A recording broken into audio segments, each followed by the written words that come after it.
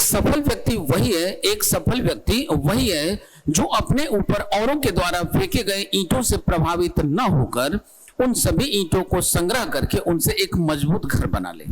नमस्कार साथियों, मैं अजीत कुमार आपका digital platform competition committee SSC अर्थात कोको एसएससी पर आप सभी का बहुत बहुत स्वागत करता हूं। दोस्तों, पिछले क्लास में हमने आपको टेंस और वॉइस को आइडेंटिफाई करना सिखाया था, जिसमें हमने आपको प्रेजेंट इंडेफिनिट से लेकर के पास्ट परफेक्ट कंटिन्यूअस तक के टेंस को पहचानना सिखाया था और पैसिव वॉइस को कैसे पहचानते हैं ये भी हमने आपको आइडेंटिफाई करना सिखाया था। तो आइए इनको इन अ ब्रीफ रिवाइज करते हुए इसके आगे फ्यूचर के टेंस को रिवाइज करेंगे। हम लोग फ्यूचर के टेंस को पहचानना सीखेंगे हम लोग, और फिर उसके बाद आगे हम लोग चलेंगे क्वेश्चन के डायरेक्शन में। ठीक है, चलिए तो आज के इस वीडियो सेशन के हम लोग यहीं से शुरुआत करते हैं, फटाफट आगे बढ़ते हैं। और सबसे पहले हम आपको लेकर चलते हैं पिछले क्लास में रिवीजन के सेक्शन में। तो यही हमने आपको पिछले क्लास में बताया था कि वर्ब के ये 5 फॉर्म होते हैं, और कहीं भी यदि आपको वर्ब का फर्स्ट फॉर्म दिखाई दे तो उसका टेंस हम लोग बताते हैं प्रेजेंट। फिर हमने आपको बताया था कि यदि कहीं भी आपको वर्ब का फिफ्थ फॉर्म दिखाई दे तो उसका भी टेंस हम लोग बताते हैं प्रेजेंट। ठीक है, लेकिन यदि किसी भी सेंटेंस में वर्ब का फर्स्ट फॉर्म या वर्ब का फिफ्थ फॉर्म यदि उस सेंटेंस में अकेला वर्ब के रूप में प्रेजेंट हो, सिंगल वर्ब के रूप में प्रेजेंट हो, तो उसी को हम लोग कहते हैं इंडेफिनिट। और इसी प्रकार हमने आपको बताया था वर्ब का सेकंड फॉर्म आपको कहीं भी दिखाई दे तो सबसे पहले उसका टेंस बताएंगे पास्ट, और यदि उस सेंटेंस में सिर्फ यही प्रेजेंट हो, केवल वर्ब का सेकंड फॉर्म ही प्रेजेंट हो, तो उसका टेंस हम लोग बताएंगे पास्ट इंडेफिनिट। ठीक है, फिर इसके बाद हमने आपको बताया था कि वर्ब का फोर्थ फॉर्म आपको कहीं भी दिखाई दे, कहीं भी आपको वर्ब का fourth form that is ING form आपको कहीं भी दिखाई दे तो उसका टेंस हम लोग कंटिन्यूअस बताएंगे। ठीक है, फिर इसके आगे हमने आपको बताया था कि यदि आपको कहीं भी वर्ब का थर्ड फॉर्म दिखाई दे तो वर्ब के थर्ड फॉर्म का प्रयोग हम लोग करते हैं 2 तरीके से। कैसे करते हैं, देखिए आपको सामने यहाँ पे दिखाई दे रहा है। वर्ब के थर्ड फॉर्म का प्रयोग यदि आपको हैव फैमिली के साथ दिखाई दे, यानी कि कहीं भी हैव फैमिली के साथ वर्ब का थर्ड फॉर्म प्रेजेंट हो, तो हम लोग इसका टेंस बताएंगे परफेक्ट। लेकिन यदि कहीं भी वर्ब बी के साथ, वर्ब बी का जो फैमिली होता है यानी बी फैमिली के साथ कहीं भी वर्ब का थर्ड फॉर्म प्रेजेंट हो तो इसी का वॉइस हम लोग कहेंगे पैसिव, अदरवाइज हमेशा इसका वॉइस होगा एक्टिव। राइट, चलिए आगे बढ़ते हैं। और फिर इसके आगे हमने आपको बताया था कि ये जो बी फैमिली है जिसको लेके आप काफी परेशान रहते हैं, वो सारे के सारे बी फैमिली ये रहे। इसका ग्लिम्स आपको यहाँ पर भी देखने को मिलता है, यहाँ पर भी हमने आपको लिख के दिखाया है। इज एम आर के साथ वर्ब का थर्ड फॉर्म हो तो पैसिव, वॉज वर्ब के साथ वर्ब का थर्ड फॉर्म हो तो पैसिव, बी बिंग बिन के साथ वर्ब का थर्ड फॉर्म हो तो पैसिव, अदरवाइज सेंटेंस रहेगा हमेशा और हमेशा एक्टिव में। राइट, आगे बढ़ते हैं यहाँ से। तो उसी बी का ये पूरा फुल फॉर्म था। ठीक है, बी के ये जो 5 फॉर्म होते हैं ये पांचों के पांचों फॉर्म यहाँ पे आपको दिखाई दे रहे हैं, और इसी प्रकार से हैव के ये जो 5 फॉर्म होते हैं ये आपको यहाँ पे दिखाई दे रहे हैं। इसी प्रकार से आप में से कुछ बच्चों को कभी कभी डू फैमिली में भी दिक्कत होता है, तो डू फैमिली के जो 5 फॉर्म होते हैं ये 5 फॉर्म भी आपको यहाँ पे दिखाई दे रहे हैं। राइट, चलते हैं यहाँ से आगे। अब हम लोग पढ़ना शुरू करेंगे आज फ्यूचर को। अब फ्यूचर को कैसे पहचानेंगे तो जरा ध्यान दीजिए, आप 2 तरीके से पढ़ते हैं। जैसा कि हमने आपको पिछले क्लास में भी बताया था कि हम लोगों को जो पढ़ाया गया 2 तरीके से, या तो इसके जो स्ट्रक्चर होते हैं ट्रांसलेशन वाले, वो स्ट्रक्चर हम लोगों को याद करवा दिए गए, या फिर दूसरा हम लोगों ने क्या किया, इसको रट्टा मार लिया। या तो हम लोग को याद करवा दिया गया या हम लोगों ने उसको रट लिया है। ठीक है, अब देखिए तो कैसे हम लोग पहचानेंगे। जैसे आपको कहीं भी सेल या विल दिखाई दे, क्या दिखाई दे, आपको कहीं भी सेल या विल लिखा हुआ दिखाई दे, सेल या विल के साथ यदि आपको वर्ब की फर्स्ट फॉर्म दिखाई दे, सेल या विल के साथ कहीं भी आपको वर्ब की फर्स्ट फॉर्म दिखाई दे तो इसी को हम लोग कहेंगे फ्यूचर। क्या कहेंगे, इसी को हम लोग कहेंगे फ्यूचर। इसका टेंस हम बताएंगे कि इसका टेंस है फ्यूचर। ध्यान से सुनिएगा, समझिएगा, अदरवाइज गलतियां होना स्वाभाविक है, गलतियां आपसे होंगी ही होंगी। अब देखिए यदि सिर्फ इतना ही प्रेजेंट हो, कहीं भी सेल विल के साथ वर्ब का फर्स्ट फॉर्म आपको दिखाई दे तो उसका टेंस होगा फ्यूचर। ठीक है, लेकिन उस सेंटेंस में यदि सेल विल के साथ वर्ब के फर्स्ट फॉर्म के अलावा और कोई वर्ब प्रेजेंट ना हो तो हम लोग इसी को कहेंगे इंडेफिनिट। क्या कहेंगे, इसी को हम लोग कहेंगे इंडेफिनिट। ठीक है, अब ध्यान से देखिएगा, कंटिन्यूअस आपको बताएंगे और सभी को इंट्रोड्यूस करने के बाद, सभी को समझाने के बाद इन पर बेस्ड कुछ सेंटेंस एग्जांपल लेके हम लोग प्रैक्टिस करेंगे, सीखेंगे कि हम लोगों ने जो सीखा है, जाना है, वो सही है कि गलत है। अब देखिए अगला स्ट्रक्चर है, फिर से कहीं भी आपको सेल या विल के साथ क्या दिखाई दे, बी दिखाई दे, इसके साथ आपको वर्ब का fourth form that is verb की आईएनजी फॉर्म दिखाई दे, तो आप कैसे पहचानेंगे कि ये जो दिया हुआ सेंटेंस है इसका टेंस क्या है। ध्यान से देखिएगा, सबसे पहले देखिए सेल विल के साथ ये भी ईबी है, ये भी ईबी क्या होता है, ये होता है वर्ब का फर्स्ट फॉर्म। तो कहीं भी सेल विल के साथ वर्ब का फर्स्ट फॉर्म हो तो इसका टेंस हम क्या बताते हैं, इसका टेंस हम बताते हैं फ्यूचर, ठीक है। अब देखिए अलग से आपके पास क्या बचा हुआ है, वर्ब की आईएनजी फॉर्म बची हुई है। तो कहीं भी वर्ब का फोर्थ फॉर्म हो तो इसका टेंस हम क्या कहते हैं, इसका टेंस हम कहते हैं कंटिन्यूअस। क्या कहते हैं, इसका टेंस हम कहते हैं कंटिन्यूअस, राइट। आगे बढ़ते हैं अगले एग्जाम्पल की तरफ। अगला जरा देखिएगा ध्यान से, कहीं भी आपको सेल या विल दिखाई दे, क्या दिखाई दे, सेल या विल दिखाई दे, इसके बाद यदि आपको हैव दिखाई दे, हैव के बाद यदि आपको वर्ब का थर्ड फॉर्म दिखाई दे, तो आप इसके टेंस को कैसे डिसाइड करेंगे कि इस दिए गए सेंटेंस का टेंस क्या है। तो कैसे पहचानेंगे, जरा ध्यान से देखिएगा। फिर से देखिए यहाँ पे सेल विल के साथ हैव आपको दिखाई दे रहा है। हैव का फॉर्म कौन सा होता है, हैव है वर्ब का फर्स्ट फॉर्म। हैव क्या है भाई, तो हैव है वर्ब का फर्स्ट फॉर्म, राइट। अब आ जाइए, कहीं भी सेल विल के साथ वर्ब का फर्स्ट फॉर्म दिखाई दे तो इसका टेंस क्या बताना है दोस्तों, इसका टेंस बताना है फ्यूचर। क्या बताना है, फ्यूचर बताना है। अब देखिए यहाँ पे फिर से देखिए, हैव फैमिली के साथ ये वर्ब का थर्ड फॉर्म आ गया।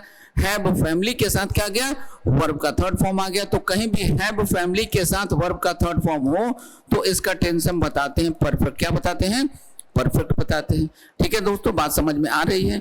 इसी तरीके से हम लोगों को समझते हुए धीरे धीरे आगे बढ़ना होता है। और ऐसे बच्चे जो आज हमारे इस वीडियो को पहली बार देख रहे हो, उनसे निवेदन है, उनको सजेशन भी है, उनसे रिक्वेस्ट भी है। क्या है भाई, आप इसके पहले हमने आपको जो टेंस का पार्ट 1 दिया था, उस पार्ट 1 को जरूर से देखिएगा। यदि आप उसको नहीं देखेंगे तो यहाँ पे समझने में आपको दिक्कत जा सकती है। जैसे हम किस आधार पे कहते हैं कि ये इंडिफरेंट होगा, किस आधार पे कहते हैं कंटिन्यूअस होगा, किस आधार पे कहते हैं परफेक्ट होगा, किस आधार पे कहते हैं परफेक्ट कंटिन्यूअस होगा, इसको डिटेल में हमने आपको समझाया है इसके पहले वाले पार्ट में। तो यदि किन्हीं का छूट गया हो या यदि कोई कैंडिडेट पहली बार मेरे इस वीडियो को देख रहा हो, पार्ट 2 को देख रहा हो, तो पार्ट 1 को जरूर से पीछे जाके देख लीजिएगा। उसके बाद इसको देखिएगा तो आपको समझने में कहीं भी किसी भी प्रकार की कोई दिक्कत नहीं जाएगी, ठीक है। चलिए आगे बढ़ते हैं फटाफट। अब बात करते हैं परफेक्ट कंटिन्यूअस की। तो अब अगली बारी है परफेक्ट कंटिन्यूअस की। देखिए कहीं भी आपको सेल या विल दिखाई दे, क्या दिखाई दे, सेल या विल दिखाई दे, इसके साथ आपको हैव दिखाई दे, हैव के साथ आपको बिन दिखाई दे, बिन के साथ आपको इधर वर्ब का फोर्थ फॉर्म दिखाई दे, तो इसका टेंस हम कैसे डिसाइड करेंगे। तो सबसे पहले इसका टेंस को डिसाइड करने के लिए हम लोगों को क्या करना होगा, हम लोगों को सबसे पहले इसमें आइडेंटिफाई करना होगा कि ये देखिए सेल विल के साथ हैव क्या है, हैव होता है वर्ब का फर्स्ट फॉर्म। तो कहीं भी सेल विल के साथ वर्ब का फर्स्ट फॉर्म दिखाई दे तो इसका टेंस क्या बताना है दोस्तों, इसका टेंस हम लोगों को बताना है फ्यूचर। क्या बताना है, फ्यूचर बताना है। फिर अगेन आप देखिए यहाँ पे हैव फैमिली के साथ ये बिन क्या होता है, बिन होता है वर्ब का थर्ड फॉर्म। तो हैव फैमिली के साथ वर्ब का थर्ड फॉर्म आ गया। तो हमने आपको लास्ट क्लास में भी बताया था और आज के क्लास के स्टार्टिंग में हमने आपको इसको दिखाया भी था। कहीं भी हैव फैमिली के साथ, अब हैव फैमिली का मतलब क्या होता है, हैव फैमिली का मतलब होता है हैव, हैड, हैड, हैविंग और हैज, ठीक है। तो हैव फैमिली के साथ कहीं भी आपको वर्ब का कोई भी थर्ड फॉर्म दिखाई दे तो इसके टेंस को हम लोग क्या बताएंगे, हम लोग इसका टेंस बताते हैं परफेक्ट। क्या बताते हैं, इसी का टेंस हम लोग कहते हैं परफेक्ट, ठीक है। अब देखिए आपके पास क्या बचा हुआ है, अब आपके पास बचा हुआ है वर्ब का फोर्थ फॉर्म। तो वर्ब के फोर्थ फॉर्म को हम लोग क्या कहते हैं, वर्ब के फोर्थ फॉर्म को हम लोग कहते हैं कंटिन्यूअस। क्या कहते हैं, वर्ब के फोर्थ फॉर्म को हम लोग कहते हैं कंटिन्यूअस। अब जरा ध्यान दीजिए, इसका टेंस आपको पता हो गया, इसका क्या टेंस है, फ्यूचर परफेक्ट कंटिन्यूअस। तो आपको कुछ भी रटने की कहीं भी जरूरत नहीं है। अब बात करते हैं इनके एग्जाम्पल की।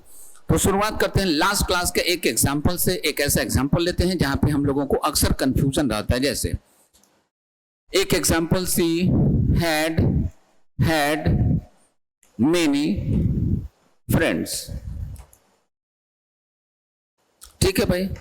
अब जरा ध्यान दीजिएगा, इस सेंटेंस का टेंस हम लोगों को आइडेंटिफाई करना है, पता करना है कि इस दिए हुए सेंटेंस का टेंस क्या है। तो जरा ध्यान दीजिए, ये हैड और ये हैड एक साथ आपको 2 बार दिखाई दे रहा है। हो सकता है आप में से कुछ ऐसे बच्चे होंगे जिनको एक साथ 2 बार हैड देख के थोड़ा सा कंफ्यूजन हो रहा हो, तो आप नर्वस मत होइए। याद कीजिए, हमने आपको लास्ट क्लास में बताया था कि यदि किसी सेंटेंस में एक ही वर्ब हो तो वो काम करता है मेन वर्ब का। फिर हमने बताया था यदि किसी सेंटेंस में 2 वर्ब हो तो पहला वाला काम करता है हेल्पिंग वर्ब का, दूसरा वाला काम करता है मेन वर्ब का। 3 वर्ब हो तो क्या होता है, तो लास्ट वाला काम करता है मेन वर्ब का, फर्स्ट वाला काम करता है हेल्पिंग वर्ब का, बीच वाला काम करता है सपोर्टिंग वर्ब का। लेकिन यदि 4 वर्ब हो तो एक साथ अधिकतम कितने वर्ब आपको दिखाई पड़ सकते हैं? तो एक साथ मैक्सिमम 4 वर्ब आपको देखने को मिल सकते हैं। तो यदि एक साथ 4 वर्ब आ जाए तो क्या होगा सर? तो कुछ नहीं होगा, पहला वाला जो है वो होगा हेल्पिंग वर्ब, लास्ट वाला होगा मेन वर्ब, और बीच वाले जितने रहेंगे ये सब के सब काम करते हैं सपोर्टिंग वर्ब का। ठीक है, अब आ जाइए यहाँ पे देख लीजिए, तो ये जो पहला वाला है ये किसका काम कर रहा है? ये काम कर रहा है हेल्पिंग वर्ब का। दूसरा वाला किसका काम कर रहा है? ये काम कर रहा है मेन वर्ब का। ये बात समझ में आ गई।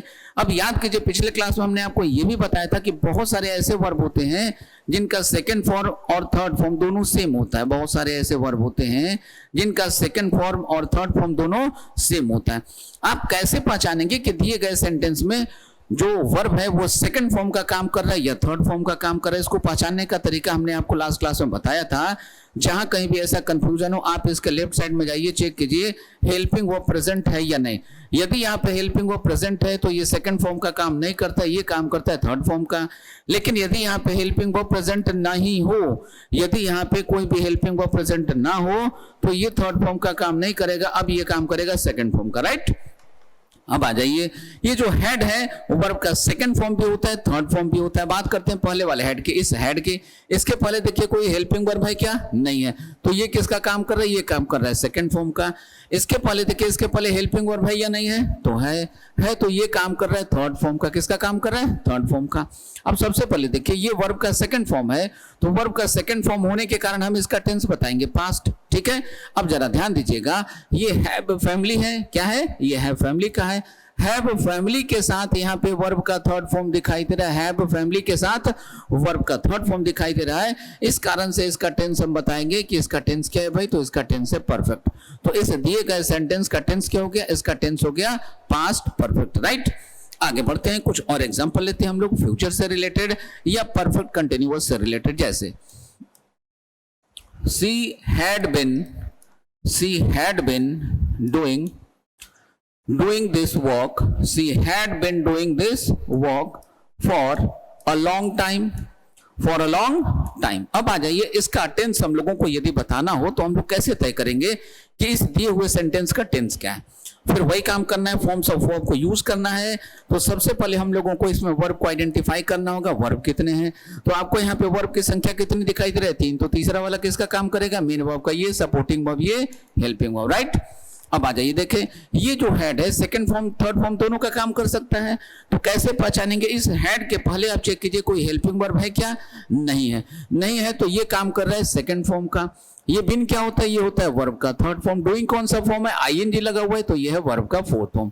राइट, आ जाइए चेक करते हैं। तो इसके कारण ये क्या है? वर्ब का सेकंड फॉर्म, वर्ब का सेकंड फॉर्म है, इसलिए इसका टेंस बताएंगे कि इसका टेंस है पास्ट। राइट, अब यहां देखिए ये हैव फैमिली के साथ वर्ब का थर्ड फॉर्म, हैव फैमिली के साथ वर्ब का थर्ड फॉर्म है। हैव फैमिली के साथ वर्ब का थर्ड फॉर्म हो तो इसका टेंस हम बताते हैं परफेक्ट। क्या बताते हैं? परफेक्ट बताते हैं। और ये क्या है? ये है वर्ब का फोर्थ फॉर्म। वर्ब के फोर्थ फॉर्म का टेंस हम क्या बताते हैं? इसका टेंस हम कहते हैं कि सर इसका टेंस है कंटिन्यूअस। क्या है? कंटिन्यूअस। तो इस दिए गए सेंटेंस का टेंस हम लोगों ने आसानी से आइडेंटिफाई कर लिया। अब एक अगला एग्जांपल लेते हैं। अगला एग्जांपल ये रहा फिर से आपके सामने, सी छोड़ दो, सी he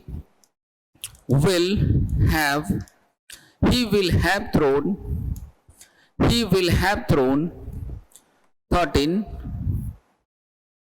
30 bottles of milk before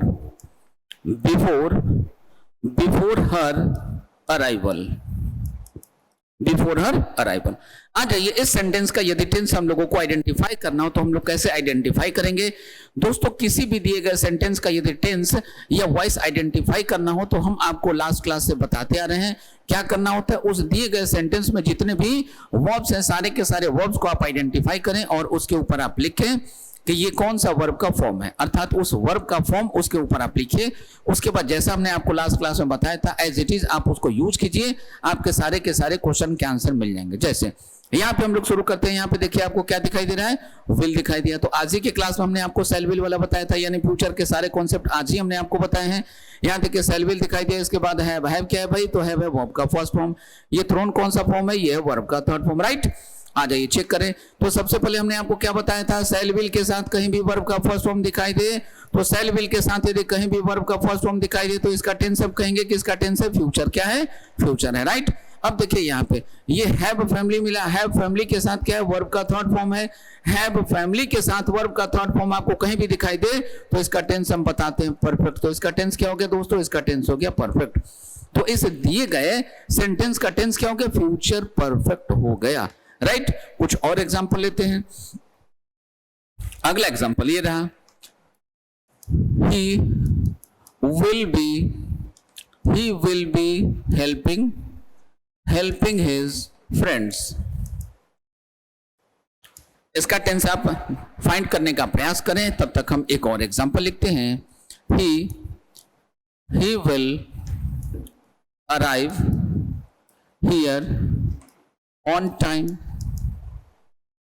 he will arrive here on time।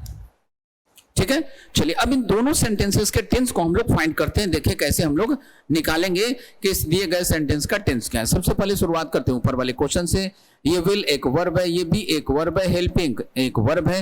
Helping verb का कौन सा फॉर्म है, फोर्थ फॉर्म है, ठीक है, fourth form ING form. Be कौन सा फॉर्म है, तो ये वर्ब का फर्स्ट फॉर्म, ठीक है।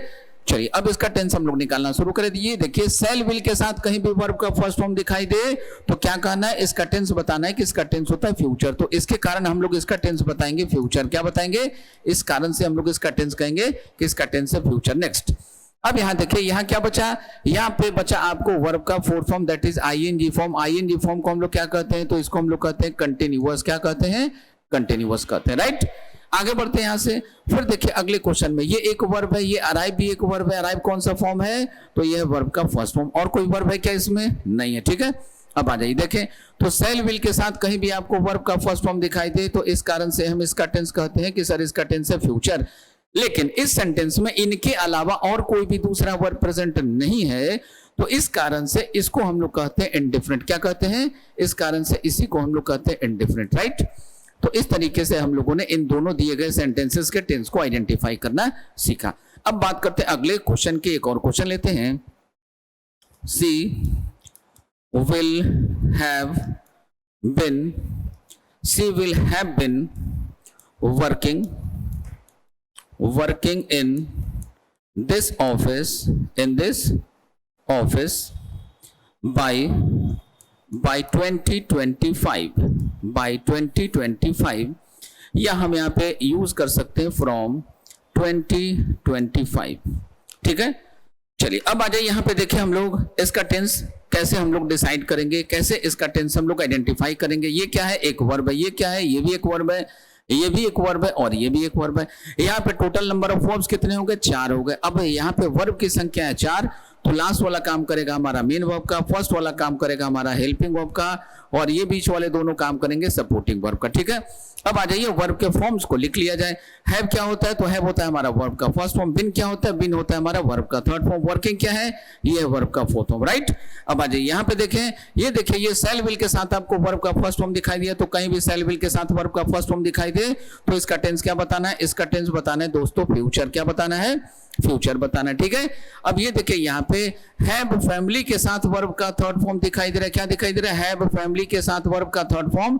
तो इस कारण से इसका टेंस हम लोग कहते हैं कि इसका टेंस हो गया परफेक्ट, ठीक है। अब बचा क्या आपके पास, अब आपके पास बचा हुआ है वर्ब का फोर्थ फॉर्म। तो ये जो वर्ब का फोर्थ फॉर्म बचा हुआ है इस कारण से इसका टेंस हम लोग क्या कहते हैं, इस कारण से इसका टेंस हम लोग कहते हैं कि इसका टेंस है दोस्तों कंटिन्यूअस। क्या है, कंटिन्यूअस है। तो इसे दिए गए लास्ट वाले सेंटेंस का टेंस क्या हो गया, इसका टेंस हो गया फ्यूचर परफेक्ट कंटिन्यूअस। क्या हो गया, फ्यूचर परफेक्ट कंटिन्यूअस हो गया। आ जाइए अब इन तीनों का हम लोग वॉइस चेक कर लें, ठीक है। तो हमने आपको क्या बताया था, इस एम आर के साथ कहीं भी वर्ब का थर्ड फॉर्म दिखाई दे तो पैसिव, वॉज वर्ब के साथ वर्ब का थर्ड फॉर्म दिखाई दे तो पैसिव, या बी बिंग और बिन के साथ वर्ब का थर्ड फॉर्म दिखाई दे तो पैसिव होता है। तो आ जाइए फर्स्ट वाले सेंटेंस में चेक करें। यहाँ पे देखिए आपको बी तो दिखाई दे रहा है लेकिन इसके बाद वर्ब का थर्ड फॉर्म है क्या, नहीं है, नहीं है। तो इसका वॉइस क्या हो गया, इसका वॉइस हो गया एक्टिव। क्या हो गया, इसका वॉइस हो गया एक्टिव, राइट। सेकंड वाले सेंटेंस की बात करें, यहाँ पे देखिए शैल विल आपको दिखाई दिया, शैल विल के साथ आपको वर्ब का फर्स्ट फॉर्म दिखाई दे रहा है। यहाँ पे देखिए इज एम आर के साथ वर्ब का थर्ड फॉर्म नहीं है, वॉज वर्ब के साथ वर्ब का थर्ड फॉर्म नहीं है और ना ही बी बिंग बिन के साथ वर्ब का थर्ड फॉर्म है। तो इन आठों में से किसी के साथ वर्ब का थर्ड फॉर्म यदि होता तो हम इसको कहते हैं पैसिव, नहीं है तो हम लोग हमेशा इसको कहेंगे एक्टिव। तो इसका भी वॉइस क्या हो गया, इसका भी वॉइस हो गया एक्टिव, राइट। ऐसे थर्ड वाले क्वेश्चन की बात करते हैं। यहाँ पे देखिए इज एम आर के साथ वर्ब का थर्ड फॉर्म है क्या, नहीं है। वॉज वर्ब के साथ वर्ब का थर्ड फॉर्म है क्या, नहीं है। बी बिंग और बिन के साथ वर्ब का थर्ड फॉर्म है क्या, नहीं है। देखिए यहाँ पे आपको बिन दिखाई दे रहा है, लेकिन बिन के बाद यहाँ जो वर्ब लिखा हुआ है ये क्या है, ये अपने थर्ड फॉर्म में नहीं है, ये अपने फोर्थ फॉर्म में है। ये यदि वर्ब के थर्ड फॉर्म में होता तो हम लोग इसको क्या कहते हैं, इसी को कहते हैं हम लोग पैसिव। पैसिव नहीं है तो सीधा मतलब कि इसका वॉइस हो गया एक्टिव, राइट। बात समझ में आ गई दोस्तों। अब कुछ मॉडल का भी परफेक्ट फॉर्म होता है, आइए इसकी चर्चा हम लोग करते हैं। जैसे कभी कभी आपने कुछ सेंटेंसेस देखे होंगे, ही मस्ट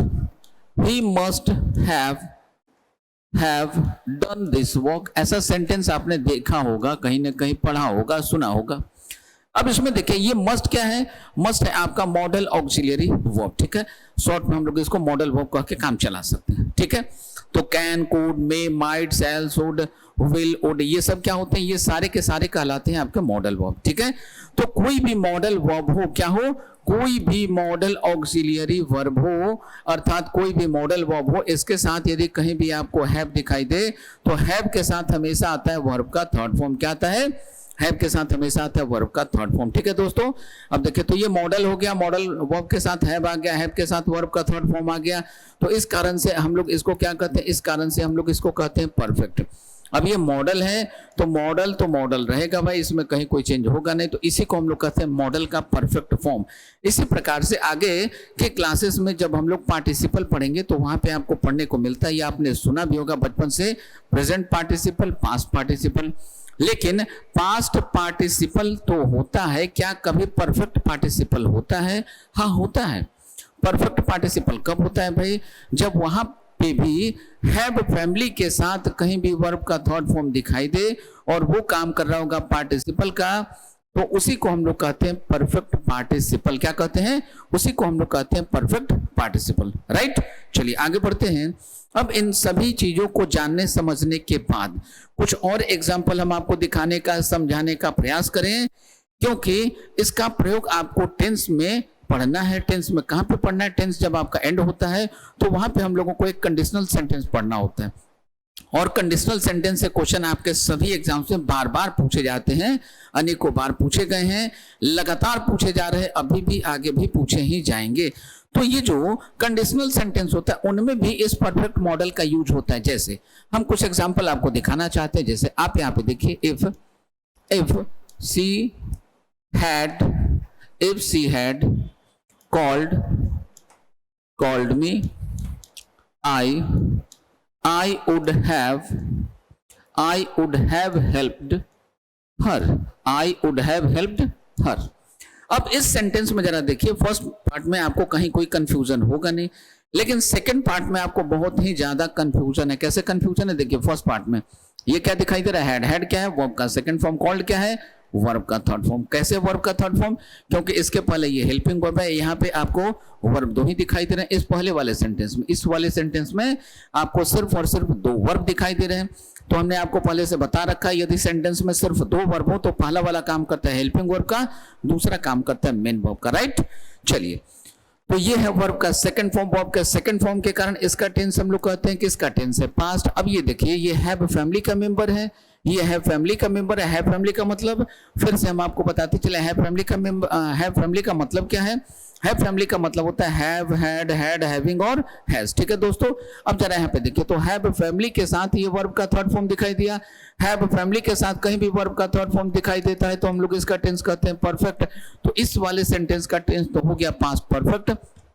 आते हैं इस वाले में, ये क्या है, तो ये है आपका मॉडल वर्ब। ये क्या है, ये आपका मॉडल वर्ब।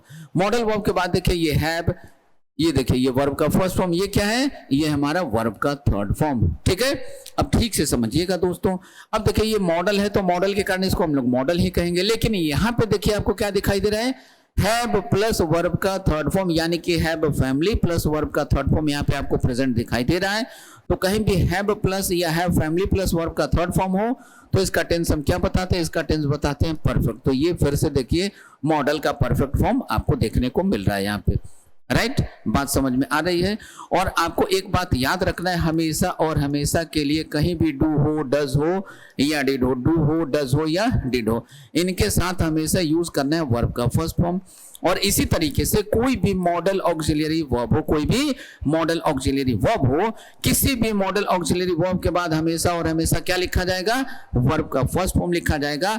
और इन कॉन्सेप्ट का यूज करके आपके सभी एग्जाम्स में न जाने कितनी बार क्वेश्चन पूछे गए हैं, चाहे वो फिल इन द ब्लैंक्स का हो, क्लोज टेस्ट का हो, या आपके सेंटेंस इंप्रूवमेंट का हो, या आपके कॉमन एरर या एरर डिटेक्शन का ही क्यों ना हो, सभी जगहों पे जम के इनसे क्वेश्चन पूछे जाते हैं, अर्थात बहुत ज्यादा क्वेश्चन बार बार इनमें पूछे जाते हैं। तो इसको याद रखना होगा आप सभी को। अब हम लोग यहाँ से आगे चलते हैं और टेंस को आइडेंटिफाई करना सीखते हैं। ये सारी चीजें हमने आपको पिछले क्लास में दिखाई थी और बताई भी थी, ठीक है। अब यहां से हमने आपको बताया था कि यहां से ये जो छोटे छोटे सेंटेंसेस आपको दिखाई देते हैं, इसमें आप टेंस को आसानी से पहचान लेते हैं। जैसे यहां पे आपको दिखाई दे रहा है, क्या दिख रहा है भाई, तो यहां पे आपको दिखाई दे रहा है, यहां पे आपको दिखाई दे रहा है गिव्स। यहाँ पे वर्ब कितना है, सिर्फ एक है। ये क्या है भाई, ये है वर्ब का फिफ्थ फॉर्म। वर्ब का फिफ्थ फॉर्म है, इसलिए इसका टेंस क्या हो जाएगा, इसलिए इसका टेंस हो जाएगा प्रेजेंट, ठीक है। और चूंकि ये सेंटेंस में इकलौता वर्ब है, अकेला वर्ब है, एक ही वर्ब है, इसलिए इसको क्या बोलेंगे, इसलिए इसको हम लोग बोलेंगे इंडिफिनिट, राइट। क्या बोलेंगे, इसको बोलेंगे इंडिफिनिट। अगले क्वेश्चन की बात करते हैं। अगले क्वेश्चन में देखिए आपको क्या दिखाई दे रहा है, मेट। और इस क्वेश्चन में सिर्फ और सिर्फ यही एकमात्र वर्ब है। अब ये जो मेट है, ये वर्ब का कौन सा फॉर्म है, तो ये है वर्ब का सेकंड फॉर्म। कौन सा फॉर्म है, ये वर्ब का सेकंड फॉर्म है।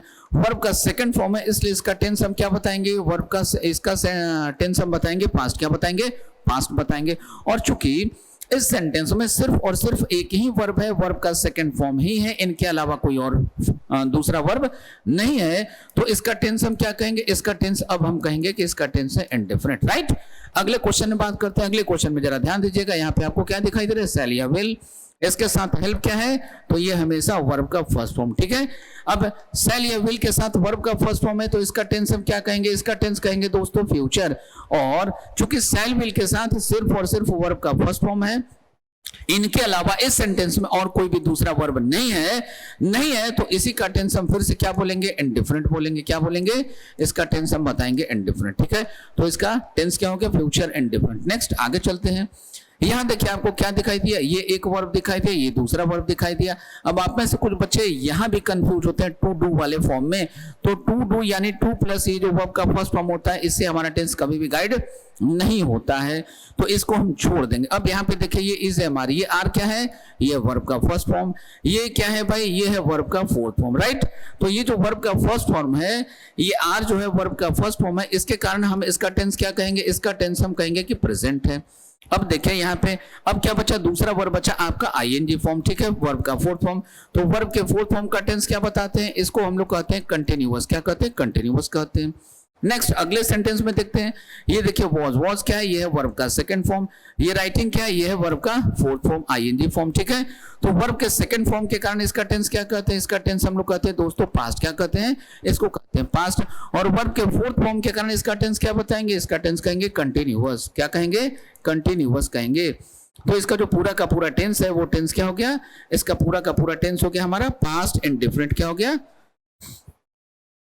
Past continuous. क्या हो जाएगा, पास्ट कंटिन्यूअस, क्योंकि आईएनजी को क्या कहते हैं, कंटिन्यूअस कहते हैं, ठीक है। क्या कहते हैं इसको हम लोग कहते हैं कंटिन्यूअस, ठीक है।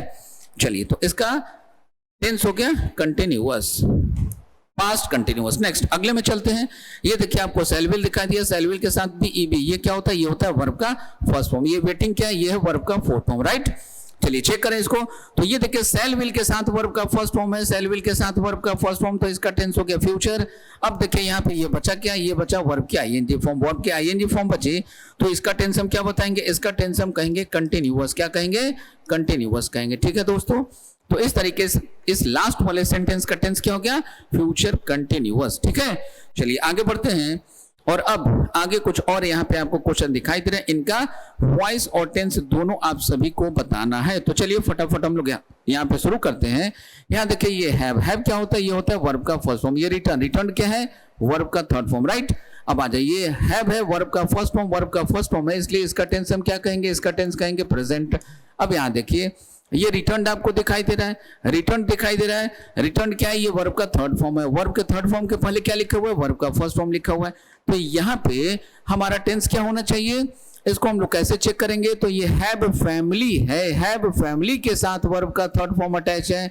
तो कहीं भी हैव फैमिली के साथ वर्ब का थर्ड फॉर्म हो तो इसका टेंस हम लोग कहते हैं कि इसका टेंस होता है परफेक्ट। क्या होता है? इसका टेंस होता है परफेक्ट, राइट। इस तरीके से हम लोग इसका टेंस आइडेंटिफाई करते हैं। नेक्स्ट वाले में चलते हैं, अगले वाले में चलते हैं। यहाँ पे देखिए ये हेड, हेड क्या है? तो हेड है आपका वर्ब का सेकंड फॉर्म। हेड क्या है? हेड होता है आपका वर्ब का सेकंड फॉर्म। और ये ओन्ड क्या है भाई? ये है वर्ब का थर्ड फॉर्म। देख लीजिए वर्ब का सेकंड फॉर्म, वर्ब के सेकंड फॉर्म के कारण हम लोग इसका टेंस बताते हैं पास्ट। और फिर से यहाँ देखिए हेड क्या है? हैव फैमिली का मेंबर है। हैव फैमिली प्लस वर्ब का थर्ड फॉर्म, तो इसका टेंस फिर से हम कहेंगे कि इसका टेंस है यहाँ पे परफेक्ट। तो इसका पूरा का पूरा आंसर हो गया पास्ट परफेक्ट, राइट। आगे बढ़ते हैं, अगले में चलते हैं। यहाँ देखिए सेल विल दिखाई दिया, सेल विल के साथ हैव, हैव क्या होता है? हैव होता है वर्ब का फर्स्ट फॉर्म। और ये देखिए प्रिपेयर्ड, ये क्या है? ये है वर्ब का थर्ड फॉर्म। अब जरा ध्यान दीजिएगा, तो सेल विल के साथ वर्ब का फर्स्ट फॉर्म क्या है भाई? तो यहाँ पे आपको दिखाई दे रहा है सेल विल के साथ वर्ब का फर्स्ट फॉर्म, सेल विल के साथ वर्ब का फर्स्ट फॉर्म है तो इसका टेंस हो गया फ्यूचर। क्या हो गया? इसका टेंस हो गया फ्यूचर। अब देखिए यहाँ पे ये हैव आपको दिखाई दे रहा है, इस हैव के साथ ये वर्ब का थर्ड फॉर्म है। तो हैव फैमिली के साथ वर्ब का थर्ड फॉर्म हो तो क्या टेंस बताते हैं? इसका टेंस कहते हैं हम लोग परफेक्ट। क्या कहते हैं? इसका टेंस हम लोग बताते हैं परफेक्ट। तो इसका आंसर हो गया फ्यूचर परफेक्ट। अगले क्वेश्चन की बात करें, देखिए अगला क्वेश्चन क्या है आपका? अगले क्वेश्चन में देखिए हैज, हैज क्या है? तो ये है वर्ब का फिफ्थ फॉर्म। ये बिन, बिन क्या है? ये है वर्ब का थर्ड फॉर्म। ये क्राइंग, क्राइंग क्या है? ये है वर्ब का फोर्थ फॉर्म, राइट। अब ये देखिए तो ये हैज वर्ब का फिफ्थ फॉर्म है, वर्ब का फिफ्थ फॉर्म है, इसलिए इसका टेंस क्या बताएंगे? इसलिए हम इसका टेंस कहेंगे कि इसका टेंस है प्रेजेंट। क्या है? इसका टेंस प्रेजेंट है, ठीक है। अब ये देखिए है, हैज, हैव है, यानी ये हैव फैमिली का मेंबर है। हैव फैमिली के साथ वर्ब का थर्ड फॉर्म, हैव फैमिली के साथ वर्ब का थर्ड फॉर्म है तो इसका टेंस क्या कहेंगे? इसका टेंस कहेंगे हम परफेक्ट। क्या कहेंगे? इसका टेंस कहेंगे परफेक्ट। अब लास्ट में बचा क्या आपके पास? अब आपके पास बचा हुआ है यहाँ पे आईएनजी फॉर्म, वर्ब का फोर्थ फॉर्म है, इसलिए इसको हम लोग कहेंगे कंटिन्यूअस। क्या कहेंगे? कंटिन्यूअस कहेंगे। तो इस सेंटेंस का करेक्ट आंसर क्या बना? Present perfect continuous. नेक्स्ट अगले क्वेश्चन की बात करते हैं। यहाँ देखिए हैड, ये बिन, ये प्लेइंग। तो हेड क्या है? वर्ब का सेकंड फॉर्म। बिन क्या है? वर्ब का थर्ड फॉर्म। प्लेइंग क्या है? ये वर्ब का फोर्थ फॉर्म, ठीक है। तो ये वर्ब का सेकंड फॉर्म है इसलिए इसका टेंस हम बताएंगे पास्ट। अब ये देखिए हैव फैमिली के साथ वर्ब का थर्ड फॉर्म आ गया इसलिए इसको हम कहेंगे परफेक्ट। क्या कहेंगे? इसको कहेंगे परफेक्ट। और अब आपके पास बचा क्या? अब आपके पास बचा वर्ब का फोर्थ फॉर्म। वर्ब का फोर्थ फॉर्म है इसलिए इसको हम कहेंगे कंटिन्यूअस। क्या कहेंगे? इसको हम कहेंगे कंटिन्यूअस। तो इस लास्ट वाले क्वेश्चन का करेक्ट आंसर क्या बना? इसका टेंस हो गया पास्ट परफेक्ट कंटिन्यूअस। अब आ जाइए इन सारे के सारे सेंटेंसेस का वॉइस चेक कर लिए हम लोग, इनमें से कोई भी पैसिव में है या नहीं। तो याद कीजिए हमने आपको लास्ट क्लास में भी बताया था, इस क्लास में भी हम आपको कई बार रिपीट कर चुके। इस एम आर के साथ वर्ब का थर्ड फॉर्म दिखाई दे तो पैसिव है। देख लीजिए किसी में इस एम आर के साथ वर्ब का थर्ड फॉर्म है क्या? नहीं है, ठीक है। दूसरा कंडीशन क्या था? वॉज वर्ब के साथ चेक कर लीजिए, वॉज वर्ब के साथ वर्ब का थर्ड फॉर्म होगा तो पैसिव होगा। है क्या यहाँ पे? किसी में नहीं है। तीसरा कंडीशन क्या था? बी हो, बिंग हो या बिन हो। फिर से बी हो, वर्ब बी हो, बिंग हो या बिन हो, इनमें से किसी के साथ वर्ब का थर्ड फॉर्म हो तो पैसिव है। वो भी है क्या? वो भी नहीं है। तो इनमें से कोई भी पैसिव नहीं है। ये सारे के सारे जितने भी सेंटेंस आपको दिखाई दे रहे हैं इन सभी का वॉइस क्या है? इन सभी का वॉइस है एक्टिव। क्या है? इन सभी का वॉइस हो गया एक्टिव, राइट। आगे बढ़ते हैं दोस्तों।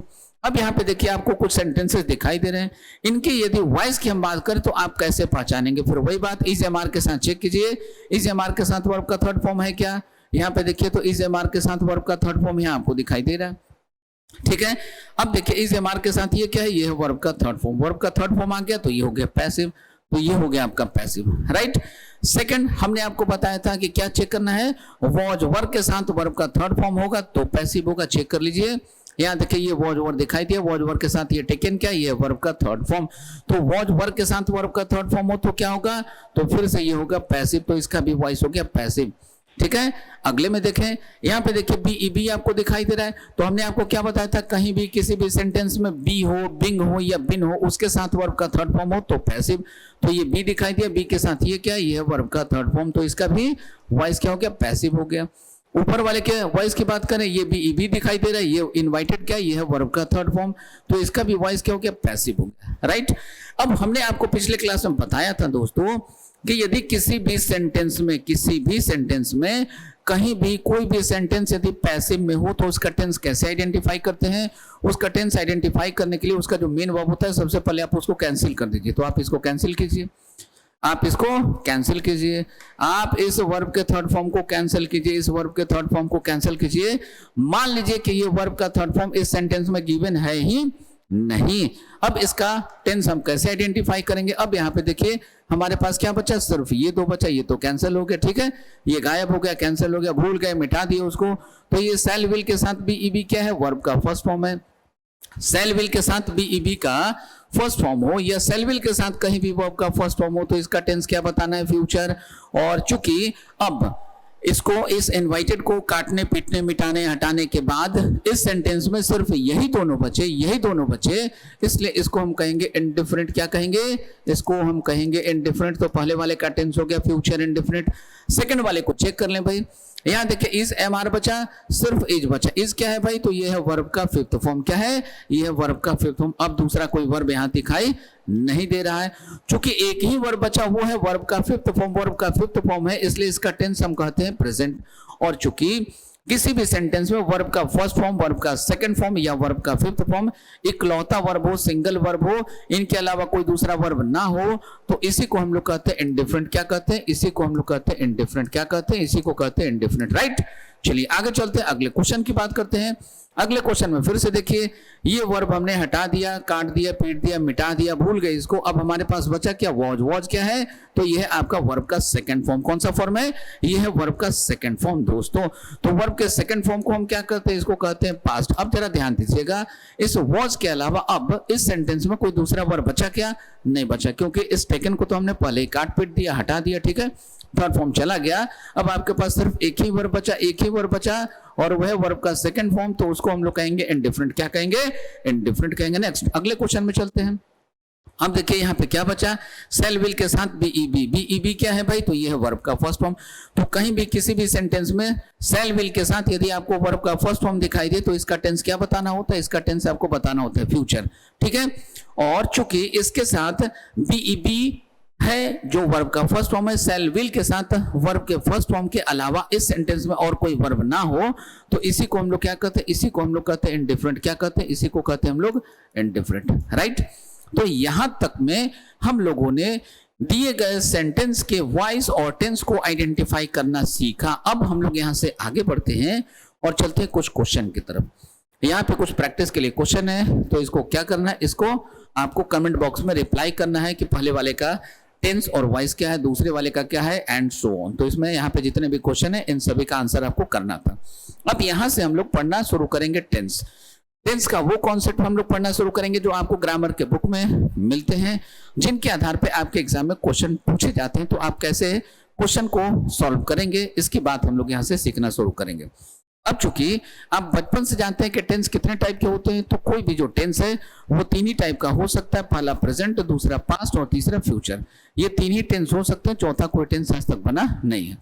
और सभी टेंसेस के, यानी प्रेजेंट हो, पास्ट हो या फ्यूचर हो, किसी भी टेंस के चार टाइप्स होते हैं, जिसको हम लोग कहते हैं इंडिफरेंट, फिर कहते हैं कंटिन्यूअस, फिर कहते हैं परफेक्ट और फिर कहते हैं परफेक्ट कंटिन्यूअस। सिर्फ 4 टाइप्स होते हैं, ठीक है। तो टेंस हो गए 3 और प्रत्येक टेंस के कितने टाइप हो गए? 4 हो गए। तो टोटल कितने टाइप के हो गए? 12 टाइप्स के टेंस हो गए, ठीक है।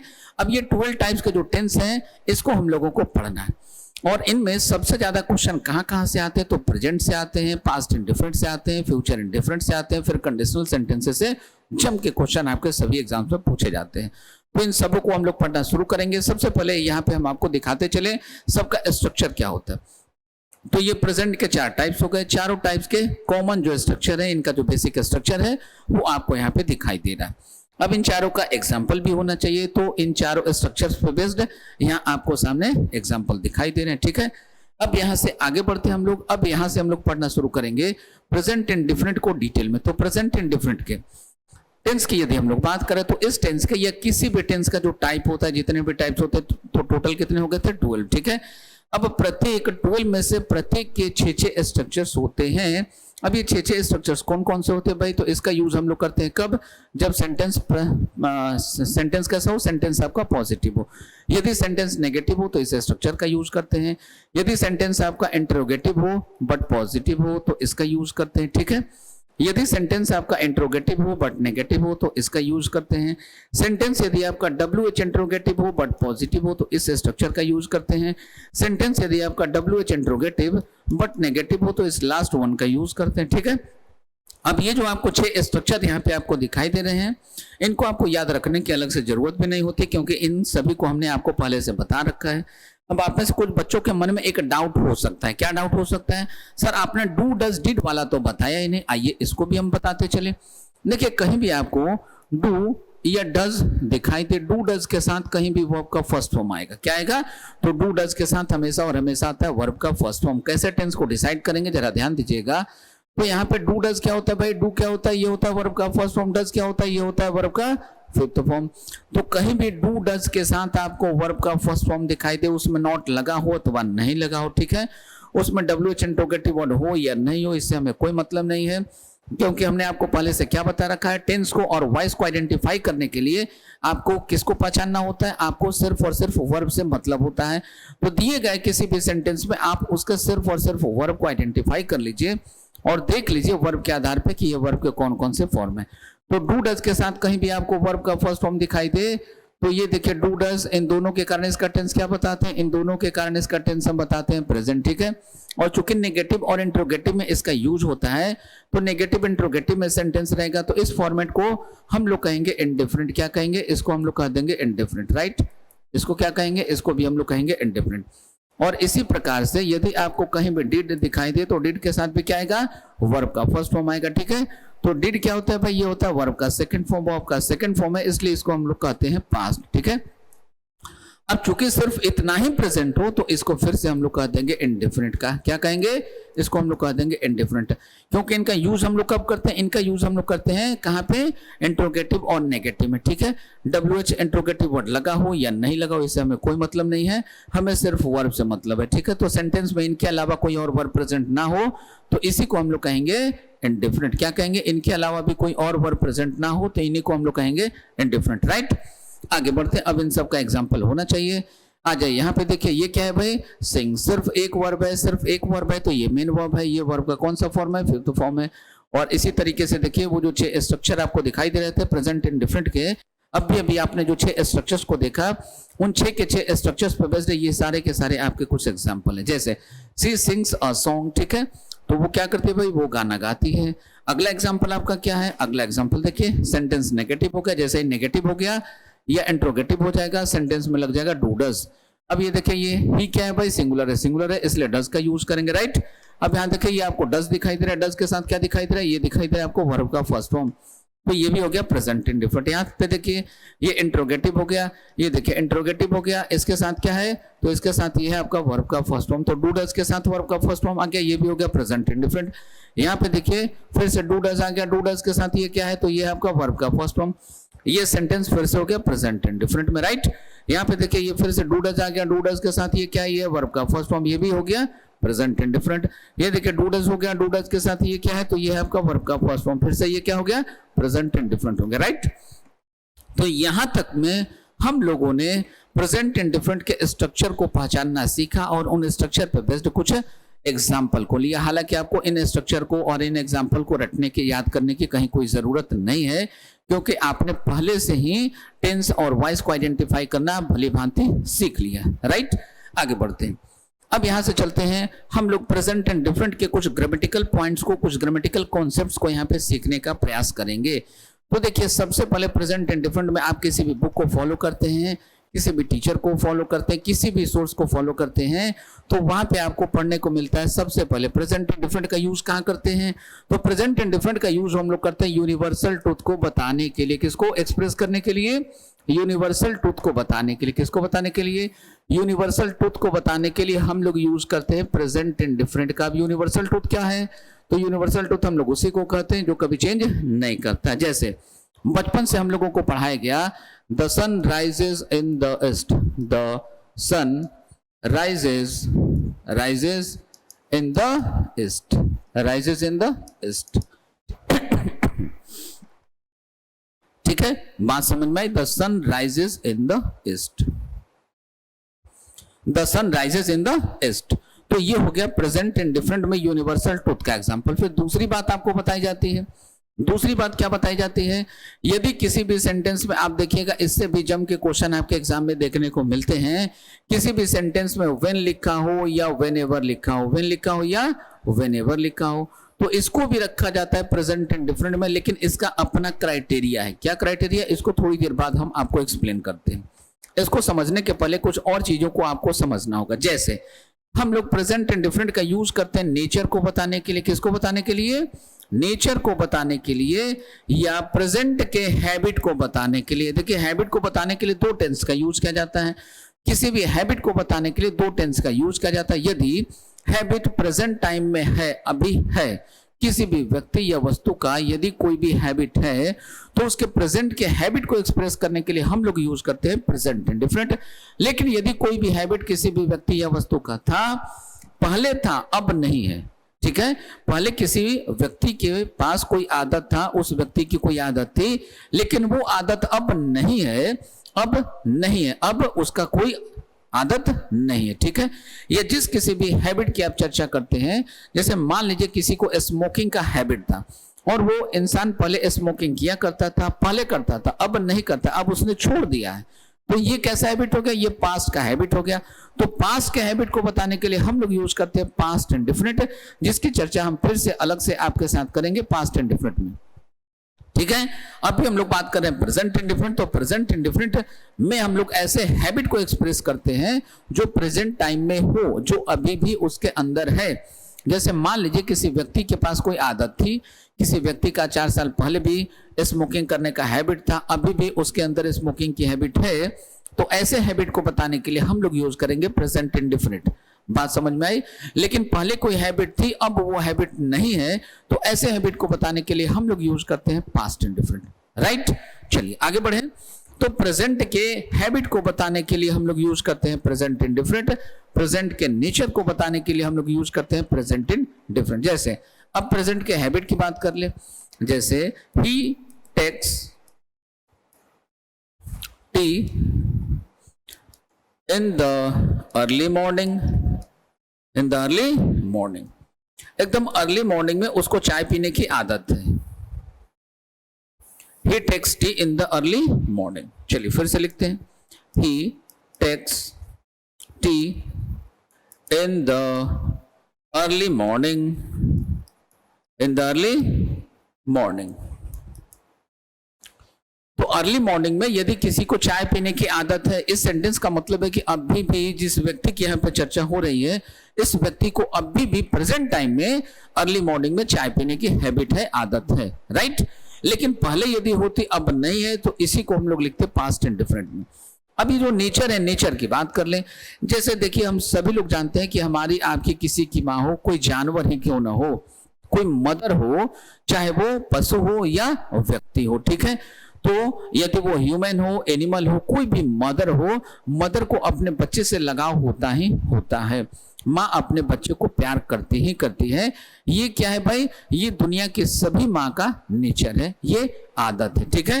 तो इस प्रकार के नेचर को बताने के लिए हम लोग क्या यूज करते हैं, इस प्रकार के नेचर को बताने के लिए हम लोग यूज करते हैं प्रेजेंट इंडिफरेंट। जैसे अब इसका एग्जाम्पल होना चाहिए, तो इसका एग्जाम्पल ये रहा आपके सामने, mother loves her child, mother loves her child. तो माँ के एक बच्चे हों या एक से ज्यादा बच्चे हों, वो बच्चा अच्छा हो या बुरा हो, मदर इज ऑलवेज मदर, माँ हमेशा माँ होती है, माँ हमेशा अपने बच्चे को प्यार करती है, चाहे वो बच्चा छोटा हो या आपके जैसा बड़ा हो जाए, या किसी माँ के बच्चे जो हैं बड़े ही क्यों ना हो जाए, एडल्ट क्यों ना हो जाए, उस बच्चे के सिर के बाल सारे पक जाएं, वो बच्चा बूढ़ा हो जाए, माँ अभी भी अगर जीवित है, तो माँ अपने बच्चे को उतना ही प्यार करेगी जितना कि वो बचपन में किया करती थी, ठीक है। हर माँ को अपने बच्चे से प्यार होता है, ठीक है। अब जरा आ जाइए, इसको हम लोग समझ लेते हैं। ये देखिए, व्हेन या व्हेनेवर, ये जो व्हेन या व्हेनेवर है, जब कभी भी, यानी कि ये फ्रीक्वेंसी को दिखाएगा, ये आदत को दिखाएगा। तो यदि व्हेन या व्हेनेवर का प्रयोग किसी फ्रीक्वेंसी को बताने के लिए, किसी चीज के रिपीटिशन को बताने के लिए किया जाए, किसी चीज के रिपीटिशन को बताने के लिए किया जाए, तो फिर इसी के साथ हम लोग यूज करेंगे प्रेजेंट इंडिफरेंट। क्या यूज करेंगे? प्रेजेंट इंडिफरेंट का यूज करेंगे। लेकिन वो फ्रीक्वेंसी जो है, वो काम फ्रीक्वेंटली जो बार बार रिपीट होता है, वो रिपीटिशन प्रेजेंट में होता हो तो पहले होता था, तो उसी को बताने के लिए यूज करेंगे हम लोग पास्ट इंडिफरेंट। लेकिन वो चीजें यदि प्रेजेंट में भी रिपीट कर रही है, तो इसको बताने के लिए हम लोग यूज करते हैं प्रेजेंट इंडिफरेंट। जैसे आप सुनते हैं कोई कोई व्यक्ति, जैसे आप कोई रोमांटिक मूवी देखते हैं तो उसमें हीरो हीरोइन से कहता है, यानी जो लवर होता है वो अपने बिलवेड से कहता है, मैं जब भी तुम्हें देखता हूं तुम्हारी झील सी गहरी आंखों में डूब जाता हूं। सुने होंगे आप ऐसा, ठीक है। तो ये सारे लवर्स की आदत होती है बिलवेड को इस तरीके से एक्सप्रेस करने की, ठीक है। चलिए अब आ जाइए, इसका एक एग्जांपल लेते हैं। whenever I see you,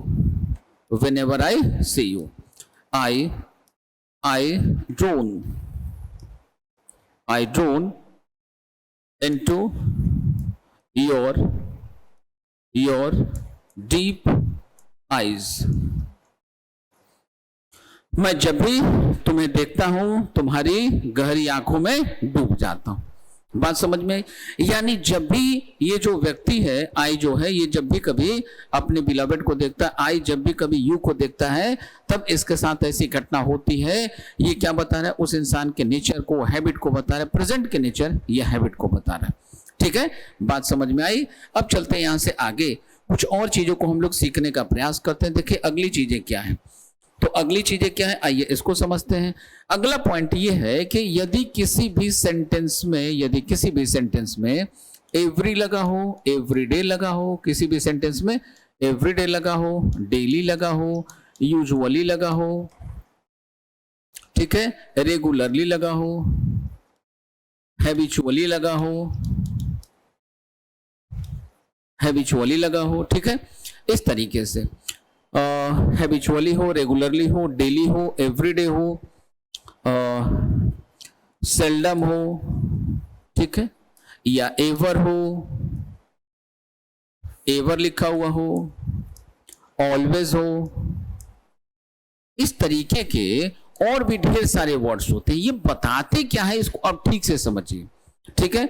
occasionally हो, यूजुअली हो, ठीक है, इस तरीके के बहुत सारे वर्ड होते हैं। ये सारे के सारे वर्ड के बारे में बताया जाता है।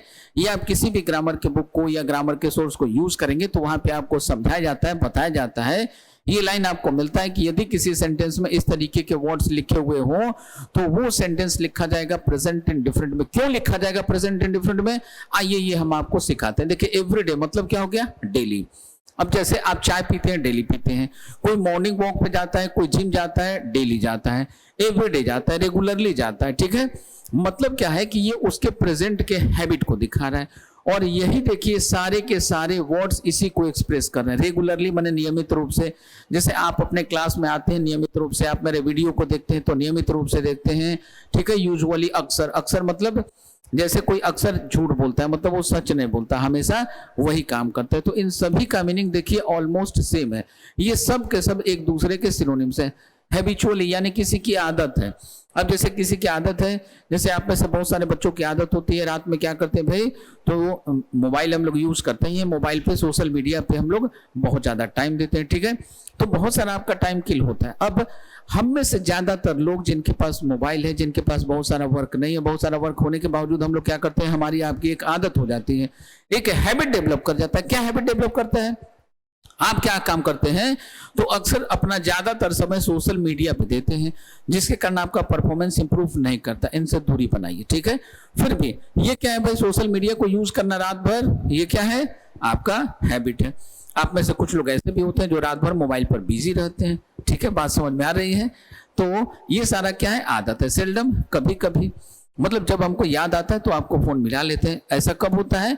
जब हमें याद आती है किसी की, तो ऐसा काम करते हैं, ठीक है। बातें समझ में आ रही है? तो ये कभी कभी होता है, यानी कि ये भी एक नियमित अंतराल पे होता है, ये बार बार रिपीट करता है, ठीक है। एवर का मतलब हमेशा, ऑलवेज हमेशा। इसी प्रकार से हम फ्रिक्वेंटली लगा दें यूजुअली लगा दें, ओकेजनली लगा दें, ऐसा कोई भी शब्द आए, ठीक है, ऐसा कोई भी शब्द आपके सेंटेंस में लिखा हुआ दिखाई दे जो क्या करता है, रिपीटिशन को दिखाता है, क्या करता है, जो फ्रीक्वेंसी को दिखाता है, जो ये बताता है कि कोई घटना बार बार होती है, तो वो सेंटेंस, और अभी भी होती है, तो वो सेंटेंस कहाँ लिखा जाएगा, वो सेंटेंस लिखा जाएगा प्रेजेंट इंडिफरेंट में। अब आप में से कुछ बच्चे ऐसा कंफ्यूज हो सकते हैं, सर आप एक शब्द बोल रहे हैं बार बार कि अभी भी रिपीट होता, तो ये हमें कैसे पता चलेगा कि अभी भी रिपीट होता है या नहीं होता है। ध्यान दीजिएगा, यदि अभी भी रिपीट हो रहा है, इसके लिए आपको कोई अलग से वर्ड गिवन नहीं होगा, लेकिन 4 साल पहले काम हुआ करता था ऐसा, या ये घटनाएं पहले रिपीट हुआ करती थी, इस तरीके का अगर कुछ सेंस होगा सेंटेंस में, तो उसके लिए आपको उस सेंटेंस में कहीं ना कहीं कोई ना कोई पास्ट इंडिकेटिंग वर्ड गिवन रहेगा। जैसे यस्टरडे दिया रहेगा, 4 years ago दिया रहेगा, इस तरीके का कोई ना कोई वर्ड आपको दिया रहेगा, जिससे आपको ये पता चलेगा कि ये घटना बार बार रिपीट होती थी, अब नहीं, पास्ट में कभी हुआ करती थी। बात समझ में आया? तो इन दैट केस हम लोग क्या करेंगे, उस सेंटेंस को रखेंगे पास्ट इंडिफरेंट में। लेकिन यदि सेंटेंस में सिर्फ ऐसे वर्ड गिवन हो जो आपके रिपीटिशन को बता रहा हो, नेचर को बता रहा हो, हैबिट को बता रहा हो, ठीक है, और इस सेंटेंस में कोई भी पास्ट इंडिकेटिंग वर्ड गिवन ना हो, तो उसको हम लोग रखेंगे प्रेजेंट इंडिफरेंट में। और प्रेजेंट इंडिफरेंट का सीधा मतलब है या तो वर्ब का फर्स्ट फॉर्म या वर्ब का फिफ्थ फॉर्म, या तो वर्ब का फर्स्ट फॉर्म या वर्ब का फिफ्थ फॉर्म। यदि नेगेटिव या इंटरोगेटिव हो तो डू डज के साथ वर्ब का फर्स्ट फॉर्म। बात समझ में आ गई? चलिए, तो एक इनका एग्जाम्पल होना चाहिए, जैसे माई फादर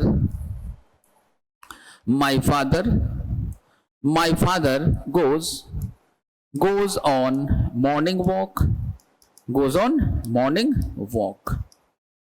every day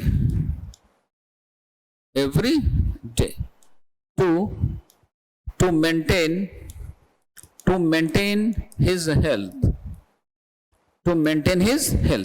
मतलब मेरे पिताजी जो हैं वो डेली मॉर्निंग वॉक पे जाया करते हैं अपने हेल्थ को मेंटेन रखने के लिए। यानी कि ये जो काम है इस सेंटेंस में देखिए, ये एवरीडे लगा हुआ है, तो आपको बुक्स में सिर्फ ऐसे ही एक्सप्लेन किया हुआ मिलता है, या आपको ऐसे ही सभी जगहों पे बताया भी जाता है कि देखिए इस सेंटेंस में एवरीडे लगा हुआ है, इसलिए ये सेंटेंस रहेगा प्रेजेंट इंडिफरेंट में, ठीक है। लेकिन इसी में हम लिख दें कहीं ना कहीं 2 years ago, 2 साल पहले, तो जैसे ही पास्ट इंडिकेटिंग वर्ड इसमें लिख दिया जाएगा, ये पास्ट के नेचर या हैबिट को बताने लगेगा। बात समझ में आ गई?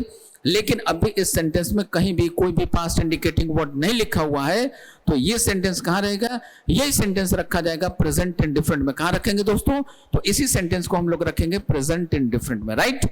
चलिए अब आ जाइए, इसके बाद हम लोग चलते हैं आगे, कुछ क्वेश्चन को यहाँ से बनाना हम लोग शुरू करते हैं और देखते हैं क्या कुछ क्वेश्चन हम लोग बना पाते हैं या नहीं बना पाते। तो सबसे पहला क्वेश्चन ये रहा आपके सामने, जो पूछा जा चुका है आपके टीयर 1 2022 में ही पूछा है, यानी कि आपके रिसेंट में सबसे नया क्वेश्चन है, ठीक है। अब आ जाइए यहाँ पे देखिए, इस सेंटेंस में भी देखिए यहाँ पे आपको एवरीडे दिखाई दे रहा है, तो सिर्फ एवरीडे देख के आपको यहाँ पे प्रेजेंट इंडिफरेंट का यूज नहीं करना। जरा पढ़िए, they had eaten an apple everyday for breakfast.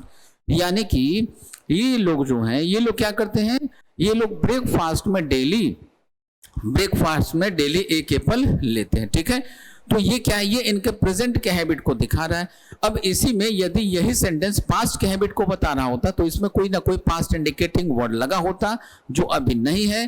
तो हमने आपको थोड़ी देर पहले क्या बताया, यदि पास्ट के हैबिट को बताने वाला कोई वर्ड होगा, तो उसमें एवरीडे या अभी जो हमने शब्द आपको बताए थे, ऐसे किसी भी शब्द का प्रयोग भले ही किया गया हो, लेकिन कोई ना कोई पास्ट इंडिकेटिंग वर्ड रहेगा, तभी और केवल तभी उसको रखेंगे पास्ट इंडिफरेंट में। अदरवाइज हम लोग रखेंगे इसको प्रेजेंट इंडिफरेंट में। अदरवाइज ये बताता है प्रेजेंट के हैबिट को, तो इसमें कोई भी पास्ट इंडिकेटिंग वर्ड नहीं है, तो ये किसको एक्सप्रेस कर रहा है, ये एक्सप्रेस कर रहा है प्रेजेंट के हैबिट को।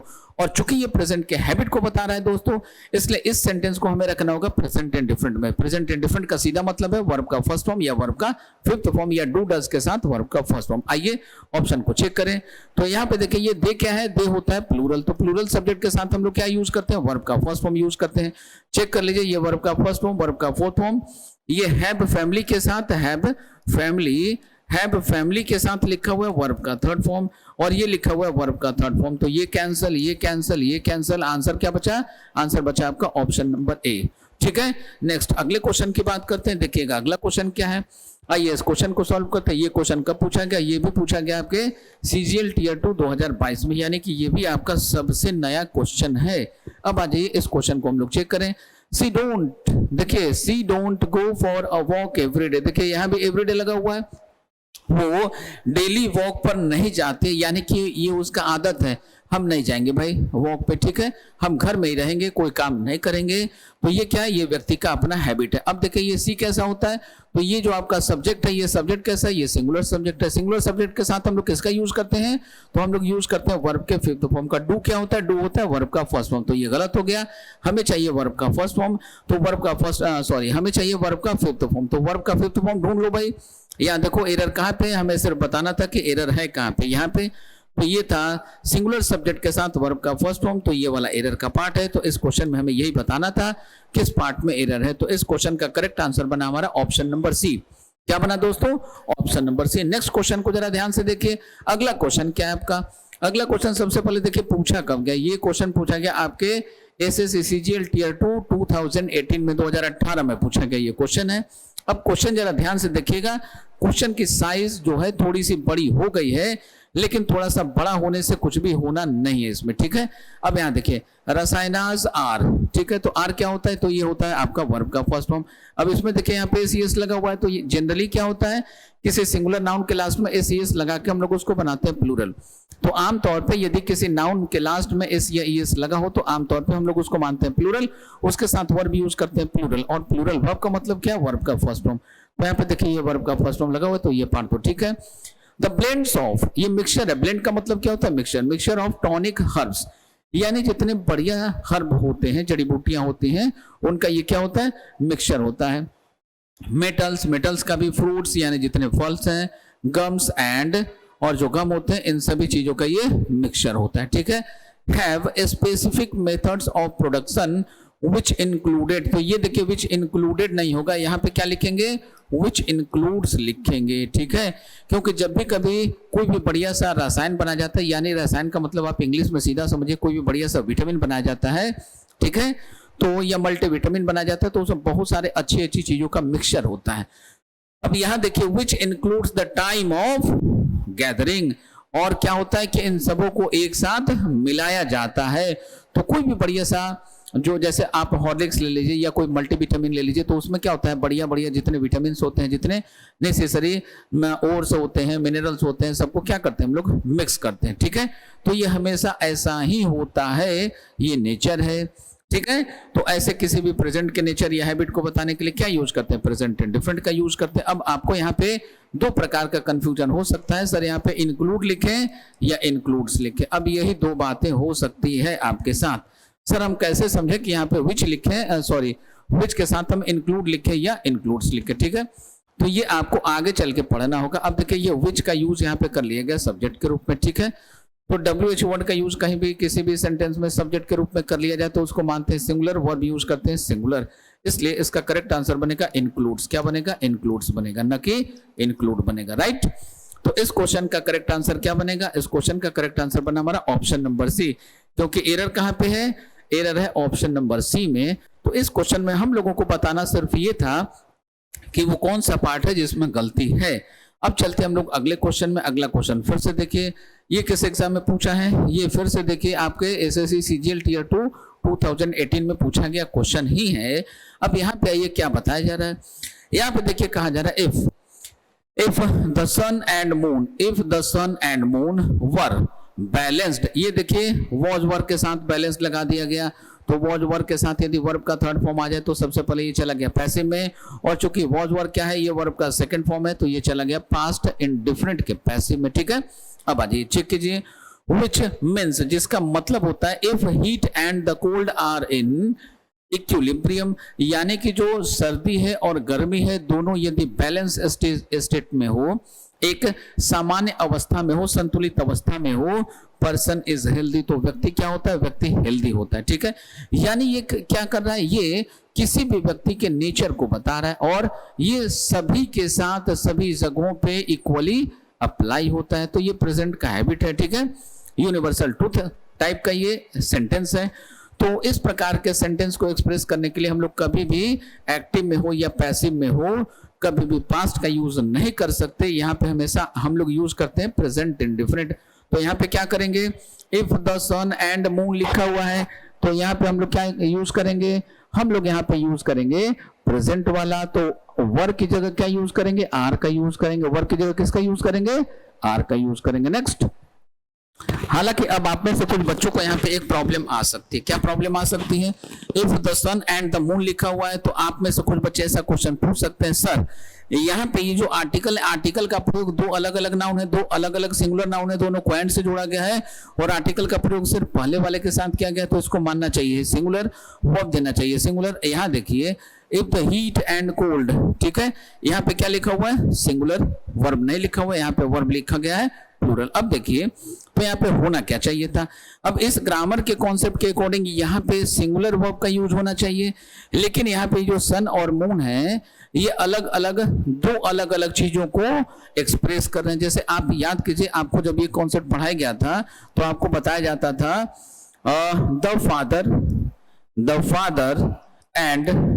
Father and teacher, the father and teacher, इस तरीके से बताया जाता था।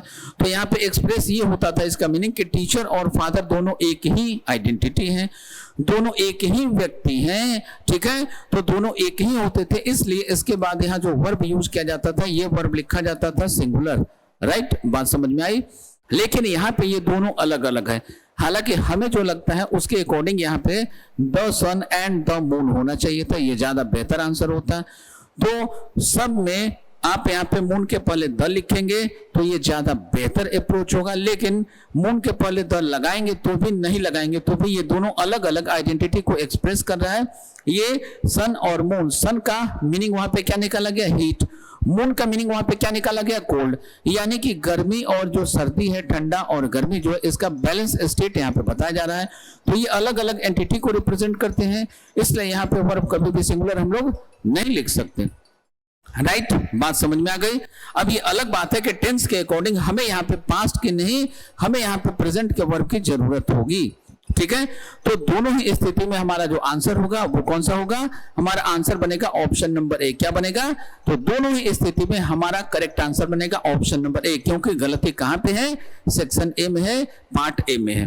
तो इस क्वेश्चन का करेक्ट आंसर बना आपका ऑप्शन नंबर ए, ठीक है। चलिए, तो करेक्ट आंसर बन गया हमारा ऑप्शन नंबर ए। नेक्स्ट यहां से आगे बढ़ते हैं, अब आगे चलते हैं, कुछ और चीजों को हम लोग यहाँ पे देखने का प्रयास करते हैं। यहाँ पे देखिए व्हेनेवर लिखा हुआ है, व्हेनेवर यानी कि जब कभी भी, यानी कि ये क्या कर रहा है, ये रिपीटिशन को दिखा रहा है। आगे जरा पढ़िए, व्हेनेवर ही इज कमिंग, वह जब कभी भी आ रहा है, ठीक है। हियर माने यहाँ पे, मतलब आ रहा है ऐसा नहीं होना चाहिए था, यहाँ पे एक्सप्रेस करना चाहिए था कि वो जब कभी भी यहाँ आता है। He brings a lot of problems for me, वो जब कभी भी यहाँ आता है मेरे लिए बहुत सारी समस्याएं लेकर आता है।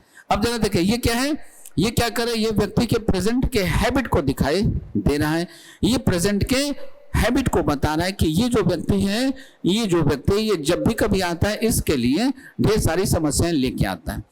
अब इस सेंटेंस में कहीं भी कोई भी पास्ट इंडिकेटिंग वर्ड नहीं है, इसलिए इसको हम मानेंगे प्रेजेंट का हैबिट।